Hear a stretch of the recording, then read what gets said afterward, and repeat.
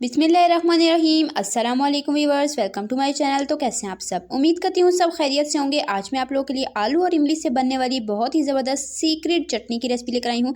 ये चटनी आप पकोड़े, समोसे, कचौरी और रोल हर चीज़ के साथ आप सर्व कर सकते हैं। बहुत चीज़ों के साथ सर्व होती है और बहुत ही टेस्टी और बिल्कुल सीक्रेट कमाल की रेसिपी है, जो कि बाहर से हम समोसे लाते हैं उनके साथ भी यही चटनी मिलती है, जिसकी रेसिपी आज मैं आपके साथ शेयर करने वाली हूँ। आपने क्या करना है, रेसिपी को बिना स्किप किए एंड तक देखना है। चैनल पर नए हैं, चैनल को सब्सक्राइब कर लें। तो ये चटनी हम आलू और इमली से तैयार करेंगे। तो चलें बिना देर किए अपनी आज की रेसिपी स्टार्ट करते हैं। बिस्मिल्लाहिर्रहमानिर्रहीम। सबसे पहले यहाँ पर मैंने इमली ले ली है, जो कि है आधा पाव। तो इमली का हमने पल्प तैयार करना है। उसके लिए यहाँ पर इमली को हम गर्म पानी में भिगो कर रखेंगे। तो पानी गर्म होगा, पल्प जो है वो हम जल्दी तैयार कर पाएंगे। अदरवाइज़ आप नॉर्मल पानी में भी इसे डिप करके रख सकते हैं। नॉर्मल पानी में क्या होगा कि 5-10 मिनट एक्स्ट्रा ले लेगी। 15 मिनट में या 10 मिनट में आप पल्प तैयार कर सकते हैं। अगर गर्म पानी होगा तो 5 मिनट में हम इसका पल्प तैयार कर लेंगे। तो यहाँ पर इमली को चम्मच की मदद से तोड़ लेंगे, ताकि ये बहुत जल्दी ईजीली सॉफ्ट हो सके। तो इसे हम 5 मिनट के लिए इसी पानी में छोड़ देंगे, ताकि इमली अच्छे से सॉफ्ट हो जाए। और 5 मिनट के बाद जी इमली बिल्कुल परफेक्ट सॉफ्ट हो चुकी है। अब इसे अच्छे तरीके से हाथों से मसल लेंगे और जो बीज है उन्हें हम निकाल लेंगे और इमली का जो है वो पल्प हम तैयार कर लेंगे। तो इसे मैंने अच्छे से मसलने के बाद मैंने स्ट्रेनर की मदद से छान लिया था। इसके बीज सारे मैंने निकाल लिए हैं और यहाँ पर इमली का पल्प हमारा तैयार हो चुका है, जो कि है तकरीबन 1.5 कप। तो इसे साइड पे कर देंगे और अब यहाँ पर ले लेंगे उबले हुए आलू। तो यहाँ पर मैंने 3 दरमियानी साइज़ के आलू लिए थे, उन्हें मैंने अच्छे से बॉयल कर लिया, छील लिया। और यहाँ पर आप देख लें आलू बहुत ही अच्छे से गले हुए होने चाहिए। तो अब नेक्स्ट स्टेप में जाएंगे। यहाँ पर हमने एक ग्राइंडर जग ले लेना है और इसमें हमने ये उबले हुए आलू शामिल कर देने हैं। और आलू के साथ हम यहाँ पर इमली का पल्प शामिल कर देंगे।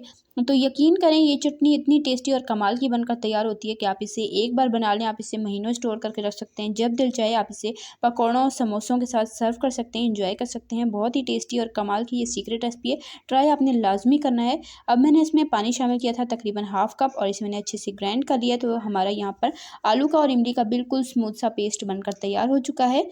तो थोड़ा सा पानी शामिल करके अच्छे से ग्राइंड करने के बाद हम इसे शामिल कर देंगे पैन में। और फ्लेम मैंने ऑन कर दिया, मीडियम फ्लेम पर हम इस चटनी को पकाएंगे। तो यहाँ पर सारा ये पल्प मैंने इसमें ऐड कर दिया, आलू का और इमली का।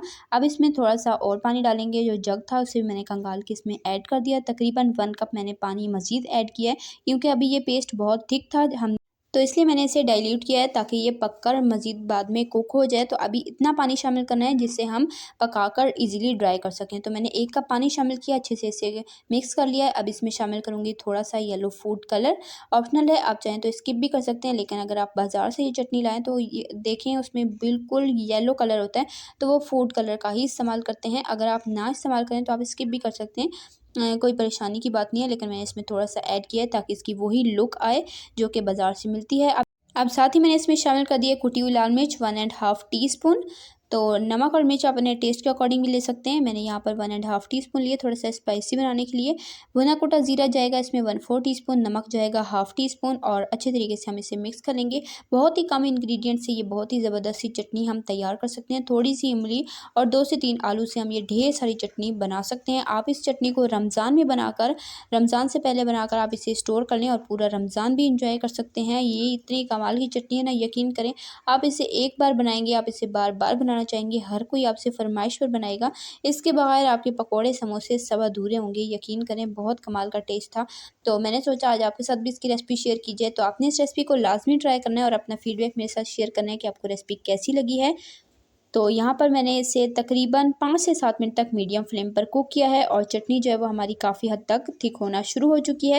मज़ीद मैं इसे 1 से 2 मिनट और कुक करूँगी, ताकि ये थोड़ी सी और थिक हो जाए। मुझे ये थोड़ी सी पतली लग रही थी, तो 1-2 मिनट कुक करके मैं इसे अच्छे से ठंडा कर लेती हूँ। अगर आप इस चटनी को स्टोर करना चाहते हैं, आपने चटनी को बहुत अच्छे तरीके से ठंडा करना है, ये बिल्कुल भी गर्म नहीं होनी चाहिए। उसके बाद आपने शीशे का एयर टाइट जार लेना है, उसे अच्छे से धोकर बिल्कुल ड्राई कर लें और उसमें आप इस चटनी को फिल करके फ्रिज में आप इसे 1 से 2 हफ्ते स्टोर कर सकते हैं। अगर फ्रीज़ करना चाहते हैं तो आप इसे 1 महीने फ्रीज़ कर सकते हैं।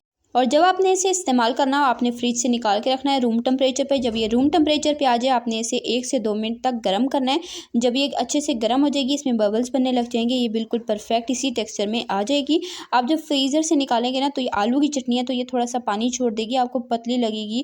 तो इस वजह से आपने इसे थोड़ा सा कुक करना है ना, बिल्कुल ये उसी टेक्सचर में और उसी टेस्ट में वापस आ जाएगी। तो आपने बिल्कुल भी परेशान नहीं होना, आप इसे थोड़ा सा गर्म करें, परफेक्ट सी हमारी चटनी बनकर तैयार हो जाएगी। तो उम्मीद करती हूँ आपको मेरी आज की रेसिपी पसंद आई होगी। तो इसी तरह की टेस्टी मेरी रेसिपीज़ के लिए, सिंपल ईजी रेसिपीज़ के लिए, चाइनीज रेसिपीज़ के लिए, बेकिंग रेसिपीज़ के लिए, डिजर्ट रेसिपीज़ के लिए, रमज़ान स्पेशल रेसिपीज़ के लिए, बकरा ईद स्पेशल रेसिपीज़ के लिए, सिंपल ईजी रेसिपीज़ के लिए मेरे चैनल को सब्सक्राइब करें और लाइक लाजमी किया करें। अल्लाह हाफिज़।